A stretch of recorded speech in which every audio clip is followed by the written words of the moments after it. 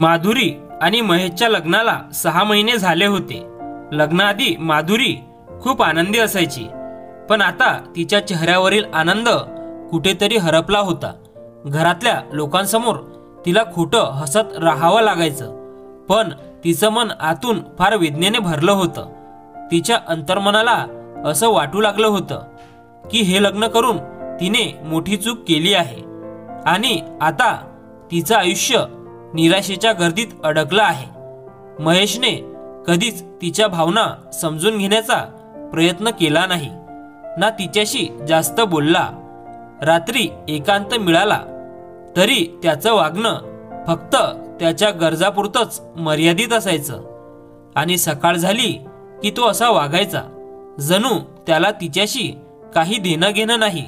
माधुरी यामुळे खूपच व्यथित झाली होती, कारण तिला वाटायचं की नवरा बायको म्हणजे सुखादुःखाचे खरे सोबती असतात, पण इथे तर महेशचं वागणं तिला फक्त वेदना देणारं होतं आणि तिच्या यातनांची त्याला काहीही पर्वा नव्हती। आज माधुरीने घरातली सर्व कामं पूर्ण केली होती, पण रात्री खोलीत जायला तिला खूप भीती वाटत होती। घरात तिचे सासू सासरे आणि दीर जाऊबाई होते। घरातल्या इतर लोकांशी ती हसून खेळून राहायची, पण तिच्या नवऱ्याची भीती तिला नेहमीच वाटायची। खोलीत गेल्यावर तिला धीर नव्हता होत। महेश अद्याप टेरेसवर त्याच्या मित्रासोबत फोनवर बोलत होता आणि माधुरीची मनस्थिती अजूनच अस्वस्थ झाली होती। माधुरी खूपच थकली होती, म्हणून ती अंथरुणावर पडून थोडा आराम करू लागली। थोड्याच वेळात महेश खोलीत आला तेव्हा माधुरीने कूच बदलून शांतपणे झोपण्याचं नाटक केलं, पण महेशला तिच्या जागण्याने किंवा तिच्या झोपण्याने काहीच फरक पडत नव्हता। त्याला फक्त स्वतःच्या इच्छांची पूर्तता करायची होती। त्याने तिला मनमानीपणे खेचून आपल्या जवळ फिरवलं। आदल्या रात्री तिला जिथे वेदना झाली होती तिथे आज पुन्हा ती वेदना जाणवली। माधुरी कळवळत उठली, पण महेशने तिच्या दुखण्याकडे लक्ष दिलं नाही। माधुरी हळू आवाजात म्हणाली, अहो, आज माझी तब्येत काही ठीक नाही वाटत। महेशने तिला दुर्लक्ष करून उत्तर दिलं, तुझं काही ना काही चालूच असतं रोज, माझा मूड खराब करू नकोस। आणि मग तो पुन्हा आपली मनमानी करू लागला। माधुरी परत एकदा वेदनेच्या समुद्रात बुडाली। रात्री उशिरा तिच्या डोळ्यातून अश्रू वाहत राहिले आणि ती कधी झोपली हे तिलाही समजलं नाही। दुसऱ्या दिवशी सकाळी जेव्हा ती उठली तेव्हा आरशासमोर उभी राहून स्वतःकडे पाहू लागली। वेदनेने घायाळ झालेली माधुरी तिच्या मान आणि चेहऱ्यावरच्या चावण्याच्या खुणा पाहून अश्रूंनी भरून गेली। तेवढ्यात महेश खोलीतून ओरडला, सकाळी सकाळी का रडण्याचं नाटक सुरू आहे?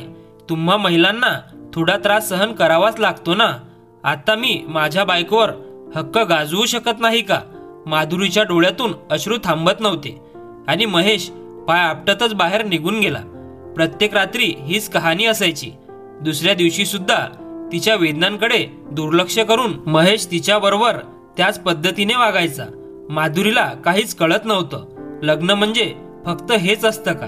तिने लग्नानंतर खूप स्वप्न रंगवली होती। तिला वाटलं होतं नवरा तिला खूप प्रेम देईल, तिची काळजी घेईल, तिच्या मनाला समजून घेईल आणि प्रत्येक सुखादुःखात तिची साथ देईल। पण इथे मात्र महेशला फक्त तिच्या शरीराशीच मतलब होता। लग्न होऊन 6 महिने झाले होते। प्रत्येक रात्री तिच्यासोबत एक वेगळीच कहाणी घडत होती। सकाळी उठून ती मेकअपच्या आड आपल्या जखमा लपवण्याचा प्रयत्न करायची। घरातील सर्वांनाच वाटायचं की ती नवीन नवरी आहे म्हणून खूप मेकअप करत आहे। तिची जाऊबाई तिला हसत चिडवायची आणि सासूही तिच्या हसण्याने तिला नकळत टोमणे मारायची। मात्र कोणालाच कल्पना नव्हती की बंद खोलीत तिच्यासोबत काय घडत आहे।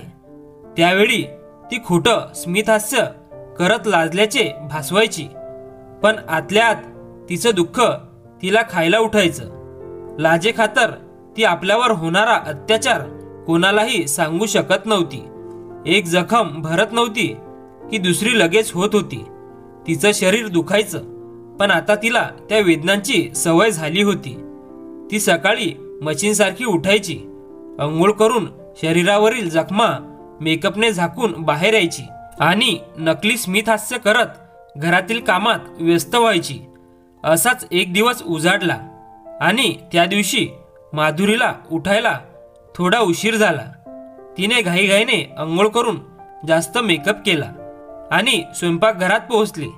तेव्हा तिची जाऊबाई तिला चिडवून म्हणाली, काय ग छोट्या जाऊबाई, आजकाल जरा सकाळी उशीरच होतोय का उठायला? महेश झोपायला देत नाही वाटतं. हे ऐकताच माधुरीच्या हातातील काम थांबलं. रात्रीच्या वेदनादायी क्षणांचे दृश्य तिच्या डोळ्यासमोर आलं. पण तिने लगेचच डोळ्यातील अश्रू लपवत नकली स्मित हास्य दिलं. जाऊबाईची नजर तिच्या हुगड्या पाठीवर गेली. तिच्या गोऱ्या पाठीवर दिसणाऱ्या दाताच्या खुणा पाहून जाऊबाई स्तब्ध झाली. तिने माधुरीच्या खांद्यावर हात ठेवून तिला स्वतःकडे वळवलं आणि म्हणाली, माधुरी तू ठीक आहेस का? माधुरीने घाबरून तिच्याकडे पाहिलं, कारण हा प्रश्न का विचारला जातोय हे तिला कळेना. तिच्या डोळ्यातून ओघळणारे अश्रू पाहून जाऊबाई उषा तिची घालमेल ओळखू शकली. ती माधुरीला म्हणाली, माधुरी तुझं आणि महेशचं सगळं ठीक चालू आहे ना? तू मला दीदी म्हणतेस, काही लपवू नकोस. जाऊबाईच्या या शब्दांनी माधुरीच्या आत जमा झालेलं दुःख बाहेर फुटलं. तिने उषाला मिठी मारून रडायला सुरुवात केली. मग तिने आपल्यावर महेशने केलेल्या अत्याचारांची कहाणी सांगितली. तिचं बोलणं ऐकून उषाला धक्का बसला, कारण महेश घरातील इतरांसोबत चांगला वागत असे आणि बाहेर लोकांना तो आदर्श मुलगा आणि चांगला माणूस वाटत असे. पण बंद खोलीत त्याचा असा हिंसक चेहरा असतो हे कुणालाही माहीत नव्हतं. उषाने माधुरीच्या डोळ्यातील अश्रू पुसले आणि म्हणाली, तू एवढे दिवस शांत का राहिलीस? जे चुकीचं होतं त्याच्या विरोधात आवाज उठवायला हवा होता. तू माझ्याशी बोलू शकली असतीस, आईंना सांगू शकली असतीस, किंवा किमान घरातील कोणाला तरी हे सांगायला हवं होतं. माधुरी आपली नजर लपवत म्हणाली, दीदी मला लाज वाटत होती. असं वाटलं की हे सर्व लोकांना कळलं तर कोण काय विचार करेल. उषा तिला समजावत म्हणाली, खूप साऱ्या महिला असेच लाजेखातर आयुष्यभर अन्याय सहन करत राहतात. पण महिला म्हणजे कोणती मशीन नाही की पुरुष फक्त तिचा वापर करत राहतील. तिच्याही काही भावना असतात. तिला देखील त्रास होतो. जर नवऱ्याला असं वाटत असेल की बायकोवर त्याचा अधिकार आहे तर तिची काळजी घेणं हे सुद्धा त्याचं कर्तव्य आहे, नाही का? स्वतःचा अधिकार दाखवताना त्याने आपली जबाबदारीही पार पाडली का? हे ऐकताच माधुरीने मान खाली घातली.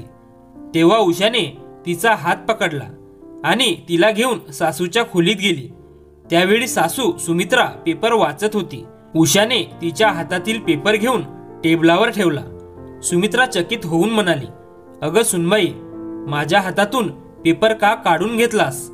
देश विदेशातील बातम्याही वाचू देणार नाही का? उषा त्यांच्या जवळ बसत म्हणाली, आई, देश विदेशाच्या बातम्या नंतर वाचा. आधी हे पहा की आपल्या घरात काय चाललंय. एवढं बोलून तिने माधुरीच्या पाठीवरील खुणा सुमित्राला दाखवल्या आणि सर्व गोष्टी स्पष्ट केल्या. हे ऐकताच सुमित्राला धक्का बसला आणि ती डोक्याला हात लावून बसली. मला कधीच वाटलं नव्हतं माझा मुलगा असा वागेल. हे जे काही चाललंय ते पूर्णपणे चुकीचं आहे. ती म्हणाली, महेशच्या बाबांना येऊ दे, मग आम्ही दोघे मिळून त्याला समजावू. आज माधुरीच्या तापलेल्या मनाला काहीशी शांतता लाभली होती, कारण तिचं कुटुंब तिच्या पाठीशी उभं राहिलं होतं. संध्याकाळी जेव्हा महेश ऑफिसवरून घरी आला तेव्हा त्याच्या बाबांनी त्याला खोलीत बोलावलं. महेश आपल्या बाबांच्या खोलीत पोहोचला. त्याचे बाबा त्याला समजावत म्हणाले, बाळा, नवरा बायकोचं नातं खूप सुंदर असतं, पण जे नवरे आपल्या बायकोला फक्त आपली गरज पूर्ण करण्याचं साधन मानतात ते आपल्या जीवनसाथीशी खूप चुकीचं वागतात.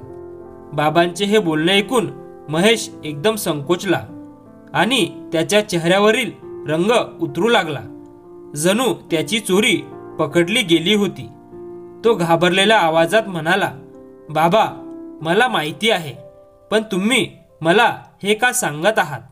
त्याच्या बाबांनी गंभीर आवाजात उत्तर दिलं, माधुरीने आम्हाला सगळं सांगितलं आहे.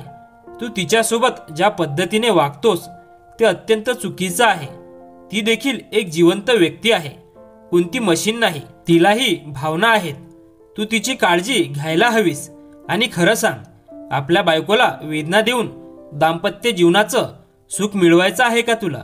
हे ऐकताच महेशने मान खाली घातली आणि थरथरत्या आवाजात म्हणाला, बाबा, मला माहीत नाही का असं होतं. त्या क्षणी मी वेगळा माणूस बनतो. माझा तिला त्रास देण्याचा उद्देश नसतो, पण ती रडायला लागते तेव्हा मी खूप अस्वस्थ होतो आणि स्वतःवर राग येतो.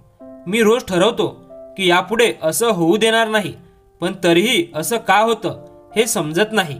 महेश रडू लागला तेव्हा त्याचे बाबा समजले की त्याला मदतीची गरज आहे.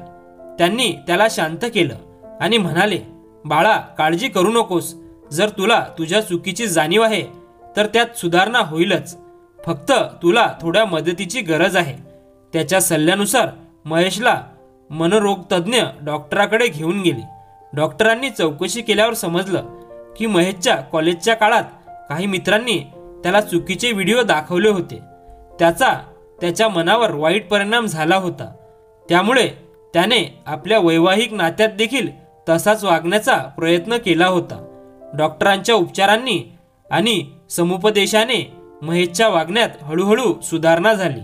आता त्याने माधुरीसोबत मैत्रीचं नातं निर्माण केलं होतं. तो तिला समजून घेऊ लागला, तिच्या सुखादुःखात तिची साथ देऊ लागला. त्यांच्या नात्यात प्रेमाची गंगा वाहू लागली आणि माधुरी प्रेमाने न्हावून निघाली. महेश आता तिची काळजी घेत होता, तिच्या भावना समजून घेत होता आणि तिला खरं प्रेमाने आपली अर्धांगिनी म्हणून मान्य करत होता. मित्रांनो, चुकीच्या सोबतीमुळे अनेक जण वाईट सवयींना त्रस्त होतात. अशा समस्यांना तोंड देण्यासाठी मनोरोग तज्ज्ञांची मदत घेणं उपयुक्त ठरू शकतं. नवरा बायकोने एकमेकांच्या सुखादुःखात साथ द्यायला हवी, कारण जीवनसाथीला वेदना देणं म्हणजे नात्याचा अपमान करण्यासारखं आहे. तर मित्रांनो, कशी वाटली कथा कमेंट करून नक्कीच सांगा. आणि कथा आवडली असेल तर व्हिडिओला लाईक आणि चॅनलला सबस्क्राईब करायला विसरू नका. धन्यवाद.